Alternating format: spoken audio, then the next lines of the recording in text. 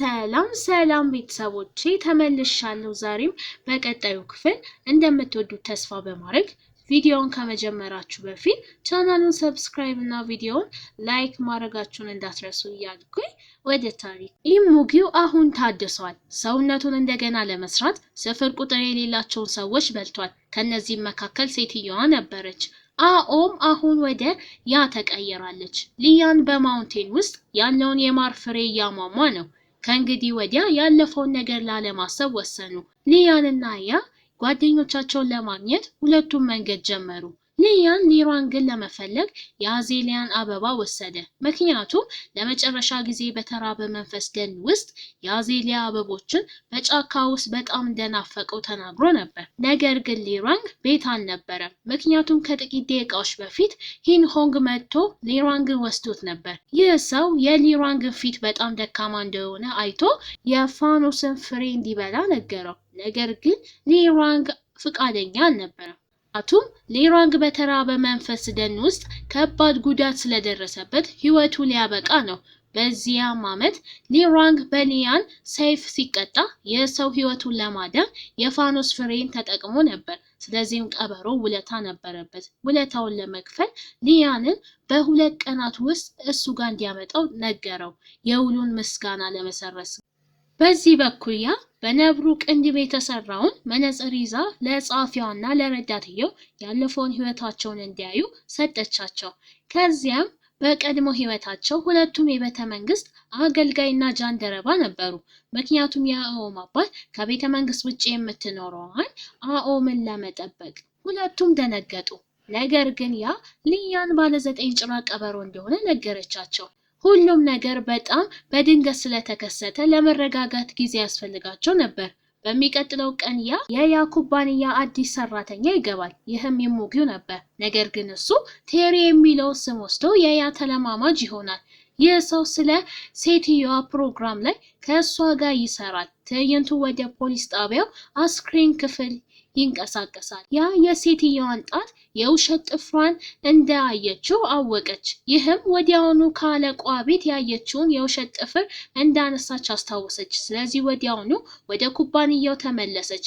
የውሸት ጥፍሩን ይዛ አለቃዋን ለመጋፈጥ ሄደች። ነገር ግን በዚህን ጊዜ ከያ ጀርባ ባለው መስታወት ላይ በግንባሩ ላይ ቺን የሚሉትን 2 ቃላት ተጽፎ ነበር። በተመሳሳይ ጊዜ ሊያን ወደ ኢሙጊው መጣ እና አስከፊ አደጋ ሊፈነዳ ነበር። ምን እንደተፈጠረ ሰዎች ሳያውቁ በራሳቸው ሞትን መፈለግ ጀመሩ። የዚህ ሴት አይኖች ደበዘዙ። ከዚያም ወደ ጣሪያ ወጣ ዘለለች። ይህች ተማሪ በቀይ መብራት መንገድ ላይ እያቋረጠች ነው። መኪኖች ችላ አለች። ይህ አዛውንት ደግሞ ጸረ ተባይ መድኃኒትን አንስቶ ሁሉንም ጠጣ። ጥቁር ሸሚዝ የለበሰው ሰውዬ ሁሉንም ለማስቆም ሞከረ። ነገር ግን ምንም ኃይል ቢኖረው ራሱ ሁሉንም መጋፈጥ አይችልም ነበር። 132 ሰዎች ህይወታቸውን አጥተዋል። ነገር ግን ይህንን ሁሉ ያደረገው ወንጀለኛ ኢሙጊው ነበረ። ሊያን ኢሙጊውን ለመያዝ ከ10 ደቂቃ በፊት መጣ። ሊያን ሰይፉን አውጥቶ ኢሙጊውን ወጋው። ነገር ግን ይህ ኢሙጊውን ሊጎዳው አልቻለም።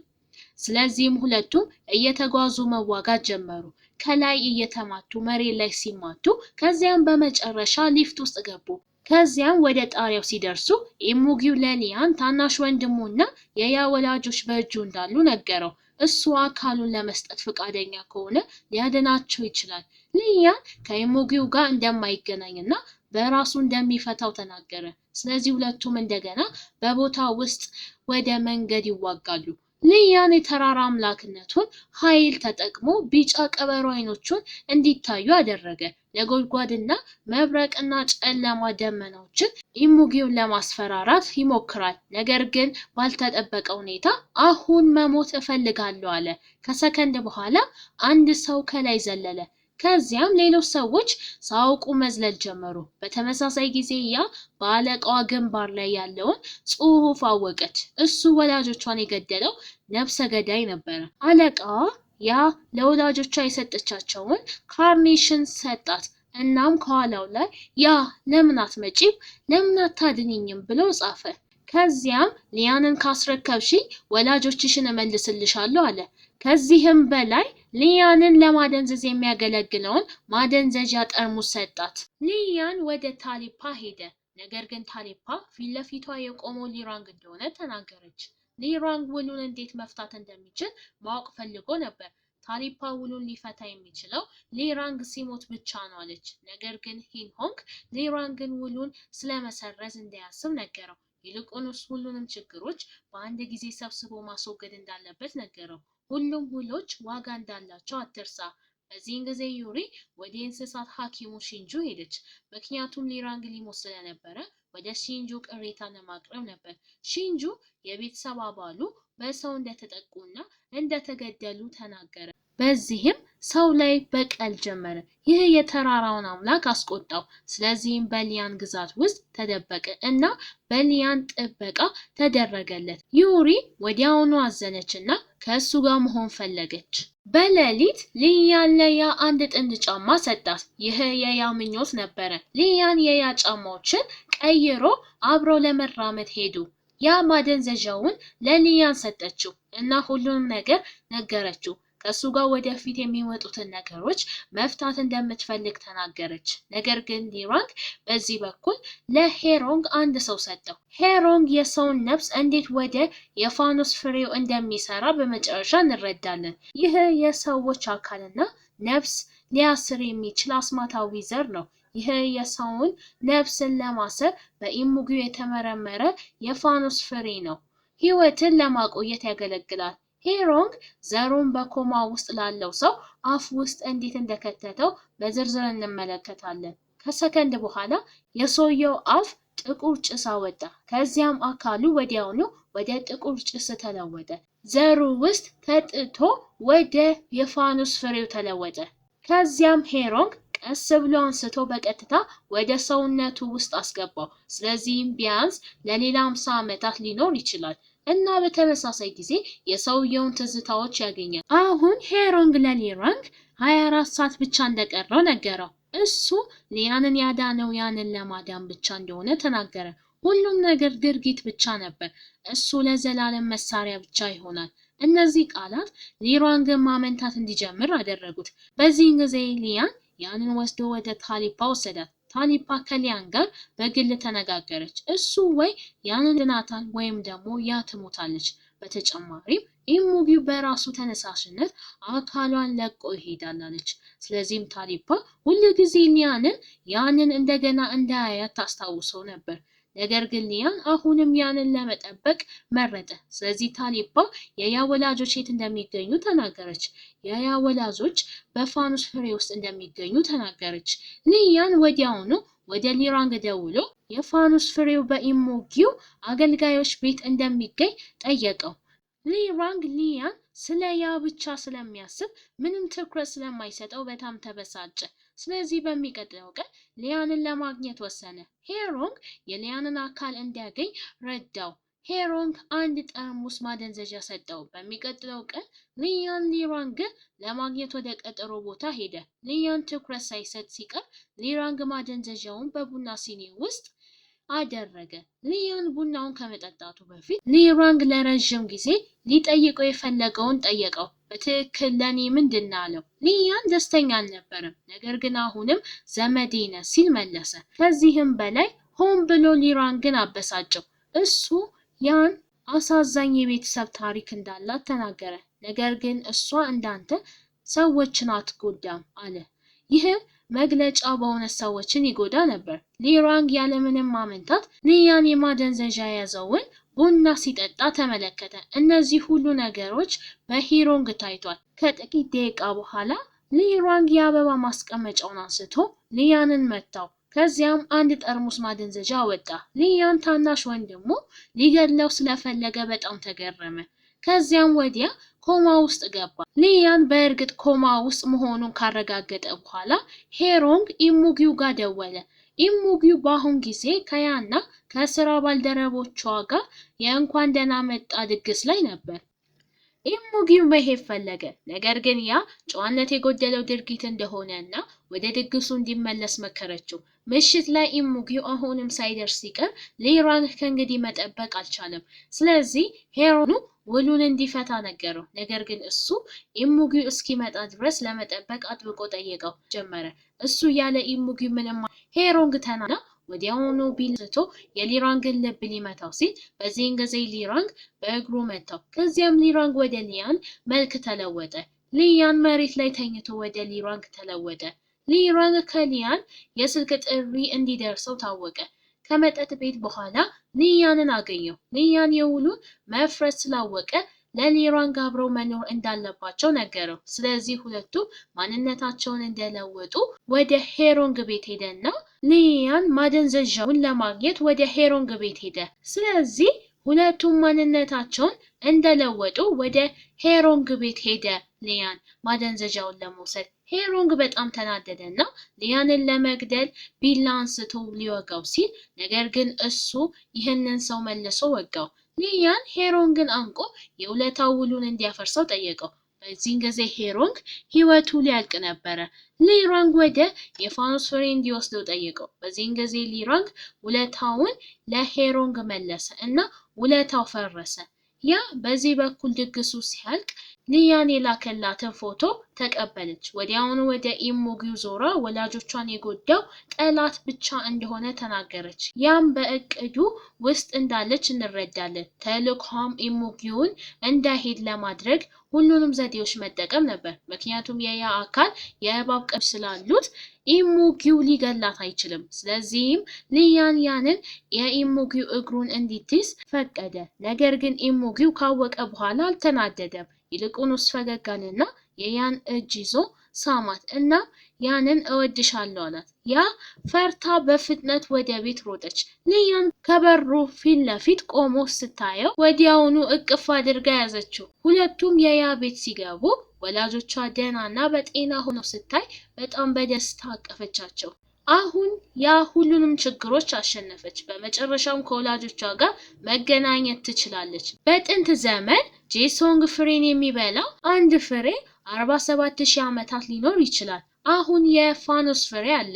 አንድ ፍሬ እስከ 50 ዓመታት ህይወትን ሊያረዝም ይችላል። የፋኖስ ፍሬው የሰውን ነፍስ ነው እና ለከባድ ህመምተኞች ወይም ለከባድ ጉዳት ለደረሰባቸው ሰዎች ህይወትን ማዳን ይችላል። አንዴ ከተለቀመ ወዲያውኑ መበላት ያለበት፣ አለበለዚያ የፋኖስ ፍሬውን የምትለቅመዋ ልጅ እንዳደረገችው ንጥረ ነገሮችን ታጣለች። ከዚያም በፍጥነት ይጠፋል። ወደ ቤት ስትደርስ ምንም አልቀረም ነበር። ሴትዮዋ የፋኖስ ፍሬውን ተጠቅማ ፊት ለፊት ተኝቶ የነበረውን ሰው ሊራንግን ለማዳን ፈለገች። ነገር ግን ሊራንግ በእሷ መጎዳቱ ነው። ሊያን ከያ አባት ጋር እራቱን ከበላ በኋላ በካፌ ውስጥ ከያ ጋር ነበር። ወላጆቿ አስቀድመው ተገናኝተው ነበር። ስለዚህ ሊያንን ወዲያውኑ ስለ ትዳር ተናገረ። ባልተጠበቀ ሁኔታ ያ የጋብቻ ቀለበት አስቀድማ አዘጋጅታ ነበር። ከዚያም ወዲያውኑ በሁለቱም እጆች ላይ ያደረገችው። ትዕይንቱ ወደ ዩሪ ተለወጠ። ሊራንግን ለማዳን ሺንጁን አገኘችው። ሊያን ካወቀ በኋላ ወዲያውኑ ወደ ሊራንግ ቤት ሄደ። ሊያን ይህ ኢሙጊው በሱ ላይ የበቀል እርምጃ እየወሰደ መሆኑን ተረዳ። ያንን መጠበቅ ማለት ሊራንግን ማጣት ማለት ነው። ሺንጁ አቅመ ቢስ ነበር። ሊራንግ ሊያድነው የሚችለው የፋኖስ ፍሬ ብቻ እንደሆነ ተናገረ። ሊያን ግን በዚህ አልተስማማም ነበር። ዩሪ ግድ የላትም። ወደ ሄሮንግ ቤት ሄዳ 6 የፋኖሶችን ፍሬ ሰረቀች። ነገር ግን እነዚህ የፋኖሶች ፍሬ እንደተቆረጡ ነበር ለስራ የሚውሉት። ለዚህም መጥፋት ጀመሩ። ሊያን በበኩሉ የጠፉትን የፋኖሶችን ፍሬ ተጠቅሞ ሄሮንግን ለመሳብ ሁኔታውን ተጠቀመ።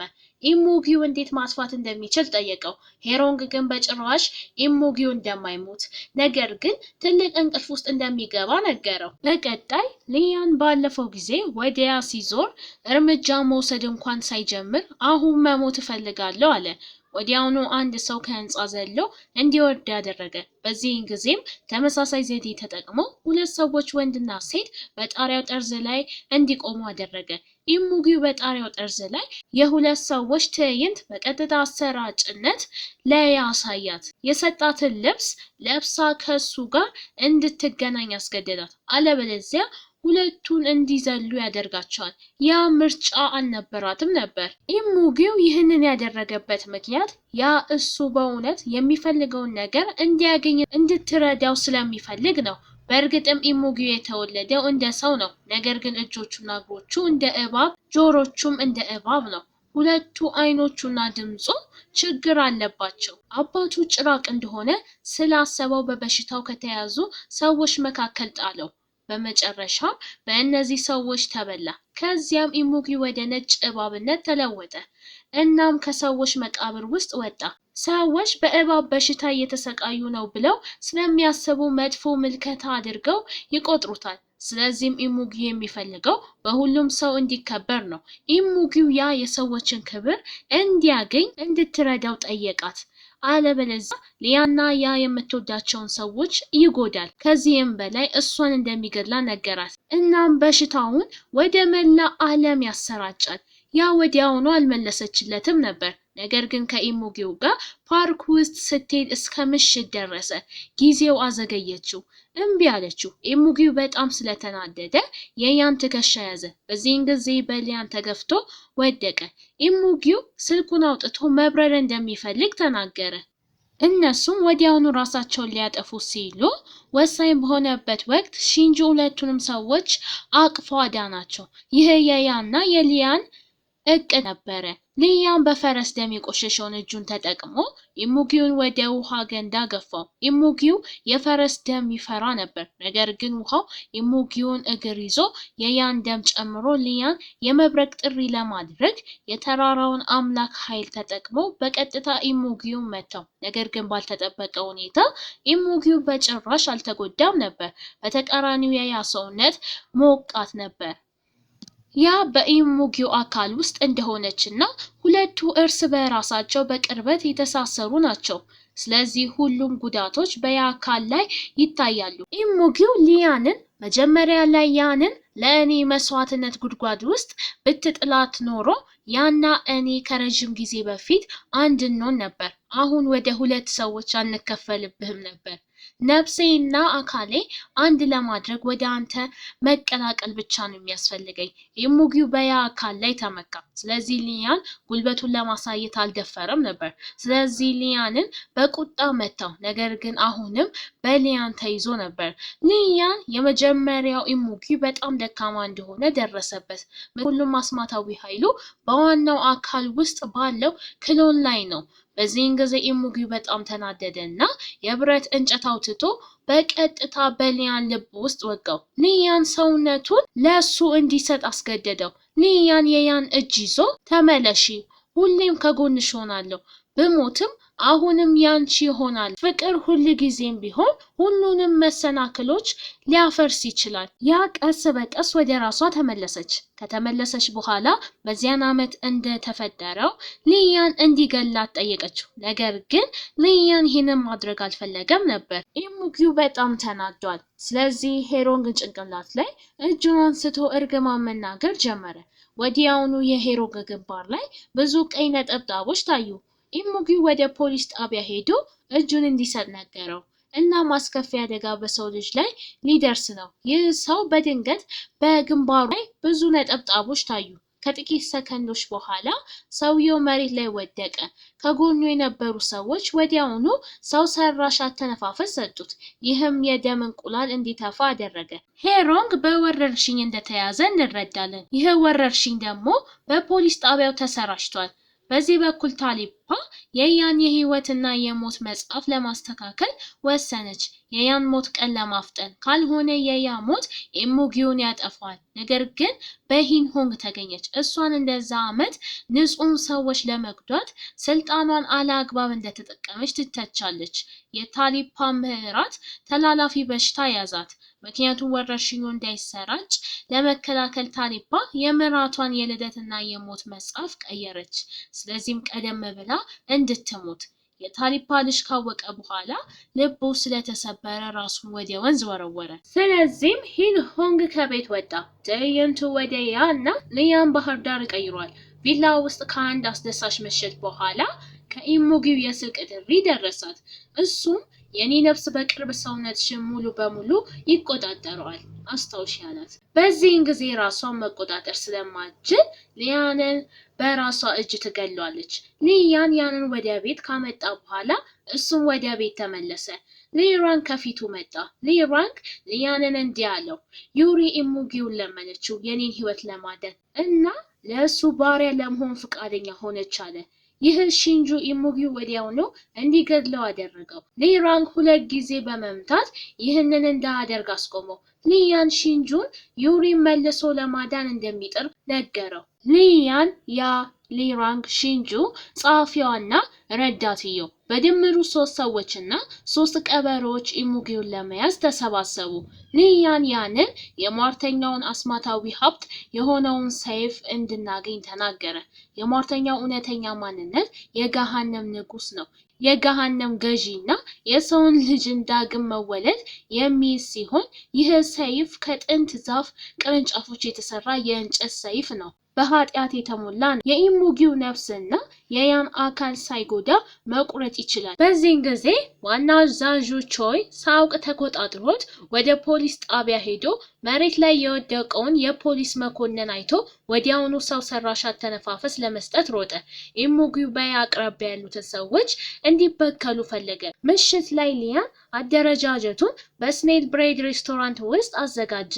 ሊያን ለያ መርፌ ሰጥቷት ደም እንድትወስድና ኢሙጊው እንድትጠራው ነገራት። ኢሙጊው አደጋ ሲሰማው ሊያን ከመሳካቱ በፊት የያን አካል ስለሚቆጣጠር ሌሎቹ ኢሙጊው ወደ ሌሎች እንዳይገቡ ለመከላከል ከውጪ መጠበቅ አለባቸው። ሺንጁ ኢሙጊው እንዲገባ ትንሽ እባብ ተዘጋጀለት። ሁሉም ዝግጅቶች ሲጠናቀቁ ሊያንና ያ በክታቦች በተሞላ ክፍል ውስጥ ተቆለፈባቸው። ከመጀመሩ በፊት ሊያን ያንን አቅፋት እንድትረጋጋ እና ሊያንን ጉዳት ለማድረስ ዝግጁ መሆኗን አስታወሰች። ስለዚህም እንዳቅማማ ነገረችው። ሊያን አንቺ እንድትጎጂ አልፈቅድም። ይህ ሰይፍ የሚቆርጠው የኢሙጊውን ነፍስ ብቻ ነው አለ። ያ በድንገት ነፍስህን መቁረጥ እችላለሁ ብላ ጠየቀችው። ሊያንም በእርግጥም ትችያለሽ ሲል መለሰ። ወዲያውኑ ያ አሳዛኝ ፈገግታ አሳየችና ሰይፉን አንስታ የሊያንን ጀርባ ወጋች። ሊያን ወዲያውኑ መሬት ላይ ወደቀ። ያ በጣም ከመጨነቋ የተነሳ መርፌ እጇን ወቅቷት ነበር። ስለዚህ የኢሙጊው ነፍስ ነቃ። ኢሙጊው ጠረጴዛውን አንስቶ ሊያንን ለመምታት እድሉን ተጠቀመበት። ግን ሊያን አሁንም ራሱን ስቶ ነበር። የሊያን ነፍስ በእርግጥም ተቋርጦ የሞተ ይመስላል። ስለዚህ ኢሙጊው የእባብ ቅርፊቶችን ከአንገቷ ወጣ። በተመሳሳይ ጊዜ የኢሙጊው ክሎንም ህመም ተሰማው። ከዚያም ያወጣችውን የእባብ ቅርፊቶች በሊያን አፍ ውስጥ አስቀመጠች። የሊያንን አካል መቆጣጠር ፈለገ። በዚህን ጊዜ ሊያን በድንገት ነቃ። የእባብ ቅርፊቶቹን ከአፉ ወደ እጁ ወስዶ ቀጥ ብሎ ቆመ። ኢሙጊውን ነገረው ነገሮችን በነፃነት ለማስተላለፍ የእባብ ቅርፊቶችን መጠቀም እንዳለበት። ያ የእንጨት ሰይፍ ማሳያ ብቻ ነው። ሟርተኛው የሚታየው በሚፈልግበት ጊዜ ብቻ ነው። ሊያን እባቡ የእባብ ቅርፊቶችን እንዲለብስ ያዘጋጃል። ስለዚህም ኢሙጊው የያን አካል ለቆ መውጣት ይችላል። ግን በዚህን ጊዜ የያ ጭንቅላት በድንገት በኃይል አሰቃያት እና ከዚያም በሊያን ላይ ወደቀች። የኢሙጊው ክሎን የኢኖይን ነፍስ ወደ ያ አካል እንዲመለስ ለማስገደድ እየሞከረ ነው። ምክንያቱም ያንን ስለሚወዳት ነፍስ በቀላሉ የያን አካል እንድትለቅ በፍጹም አይፈልግም። በዚህን ጊዜ የኢሙጊው ክሎን በበሽታው ለማሰራጨት በመንገድ ላይ እየሄደ ነበር። ይህ ወረርሽኝ ይመስላል። እሱን የሚነኩ ሰዎች በሙሉ ሁሉም ይወድቃሉ። እናም በተመሳሳይ ጊዜ በበሽታው ይበከላሉ። እንግዲህ የዛሬው ቪዲዮ ይሄንን ይመስላል። እንደወደዳችሁ ተስፋ በማድረግ በመጨረሻው ክፍል እመጣለሁ። እስከዛው ድረስ ቻናሉን ሰብስክራይብ፣ ቪዲዮን ደግሞ ላይክ፣ ሼር ማድረጋችሁን እንዳትረሱ እያልኩኝ ቻው ቻው።